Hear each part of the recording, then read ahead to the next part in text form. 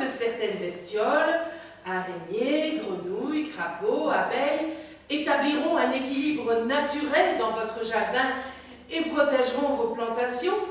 La fourmi fait partie de ces créatures qui, si elles ne sont pas durablement nuisibles, n'en sont pas pour autant utiles.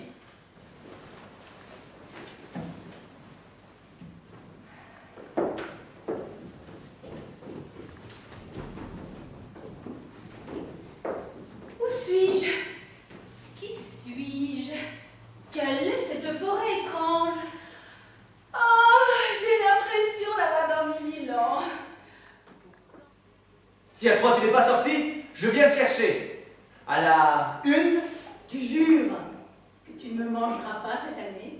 j'ai croqué des coups de faim. Tu ne me presseras pas en jus de carotte? Je ne boirai plus du jus de tomate. J'enfile ma robe et j'arrive. Vite. Ne me mange pas. Je ne suis même pas cuite. Tu as raison, ma crédité. Je vais t'assaisonner avant de te manger. Allez, viens, je t'emmène. Tiens, je t'emmène. Voilà la belle et les oiseaux. Viens, je t'emmène. Très loin dans les îles Canaries. Viens, je t'emmène. À la cafétéria des jardiniers. Oh non, je ne veux pas finir dans une assiette. Je me présente. Pour te dire, je n'ai ni nom, ni visage. Je m'appelle Diclobénil le lundi. Chlorprophame le mardi. Diluron le mercredi. Glyphosate le jeudi. Paraquat le vendredi. Le week-end, on ne m'appelle pas. On me siffle. Viens. Mais je ne réponds pas. Je vomis ces jardiniers du dimanche. Les amateurs, je vous dis, ils ne respectent rien. Ils ne connaissent tripette. Je désingue les perce-oreilles. Je flingue les cryocères. Je dessoude les nématodes. J'explose les chenilles tisseuses. Je guillotine la pierrique du chou.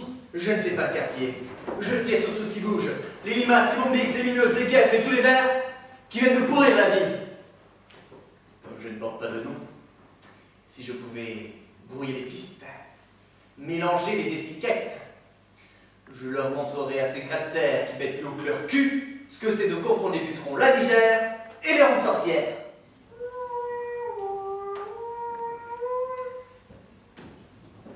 Après un long hiver, rien de tel que de voir son jardin reverdir. Hélas, boutons de fleurs, terre humide sont le paradis des limaces. Ces gastéropodes répugnants sont non seulement capables de boulotter vos semis en l'espace de quelques minutes, mais ils sont bien fichus aussi d'oxyre vos pieds d'alouette en moins d'une semaine. Il faut donc que vous sachiez que la meilleure gâchette du jardin, c'est vous. Dans la troupe, y a pas de gens de bois. Y a des rouges, mais ça ne se voit pas. J'entends. Je vois qu'une tête.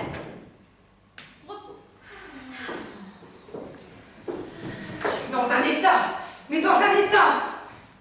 Je boue. Figurez-vous que je viens encore de me faire planter par la carotte. Une coquette qui passe son temps à poser des lapins. C'est d'ailleurs pas le seul à qui elle est fait. Oh non, tous ces fans sont passés. Elle vous donne des rendez-vous. Vous attendez, vous poirotez, elle vient toujours pas, on s'arrache. Mais comme elle est plutôt craquante, on a trop envie de la faire passer à la casserole. Et rebelote, quand elle vous donne un nouveau rendez-vous, Me mets dans le fumier au lever du soleil. vous vous faites pas prier. Eh bien voilà, le soleil s'est déjà levé un bon milliard de fois que je suis toujours là à l'attendre, la fleur à la boutonnière. Ah, ces légumes de basse extraction, ça vous laisse toujours sur votre faim. Elle doit encore être en train de faire rissoler avec je ne sais quelle casse-graine première. Moi, elles me prennent le chou, toutes ces mijaurées. Après tout, vive le célibat. Ouais, Célibat!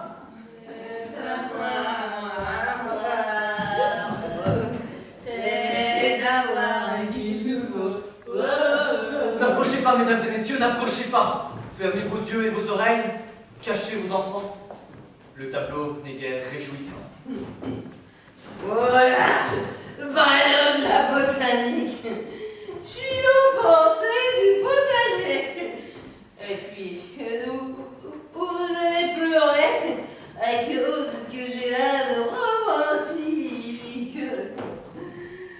Ouais, j'ai bu.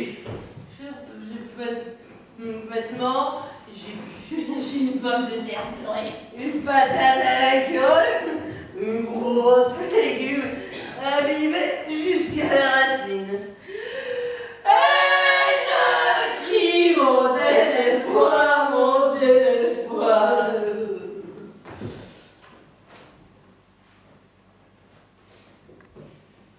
Mais non, ce n'est pas à vous que je m'adresse, non. Je parlais à une amie, une ex-compatriote.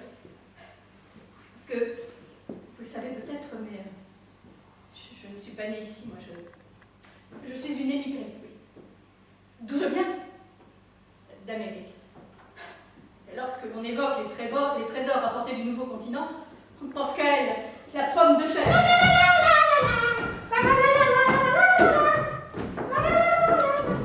J'aime sentir ce frémissement dans mon corps affairé. Je raffole, le tiraillement de mes muscles en fin de journée. Et la vue de ce qui a été fait et qu'il n'est plus à faire me transporte de joie. Je l'ai la paresse, à bas la mollesse. En fait, je ne sais pas ce que ça veut dire. Alanguir, par exemple. Abattre, affaiblir, ramollir, rendre indolent, somnolent, sentimental. Mais quelle folie! J'aime tout chez le puceron. Le miel là, bien sûr, mais aussi les pattes, les yeux, les antennes et leurs trous de balles. Je ne laisse rien. C'est ce qui me rend si pure, d'une pureté jamais rassasiée. Pardonnez mon gros derrière que je porte sur mon dos avec mes 7 points noirs, mais c'est à cause de ma faim de pureté. J'en suis toute gonflée et c'est ce qui me rend si légère malgré les apparences. J'en peux plus. Ça fait 20 ans que je suis dans le miel. Mon grand-père était dans le miel, mon père était dans le miel. Alors forcément, moi, après le bac, hop, pas le choix. À la ruche. C'est l'enfer, ce boulot. Je suis une espèce de coursier. J'ai d'une fleur à l'autre, je ramasse du pollen, je dépose la ruche. À peine le temps d'arriver, pas le temps de souffler. Faut que je retourne aux fleurs. Des allées et venues comme ça toute la journée. Ah, c'est un métier de crétin. J'en ai ras les antennes. L'année dernière, on m'a proposé de travailler dans la ruche, en interne, dans la logistique. C'était horrible. On était 5 dans un bureau. Pas de bonjour, rien, aucune ambiance. Des petits employés subalternes qui essayent d'éblouir le directeur, qui même essaye de séduire la présidente. Enfin, nous, on l'appelle la reine. J'ai tenu 2 jours.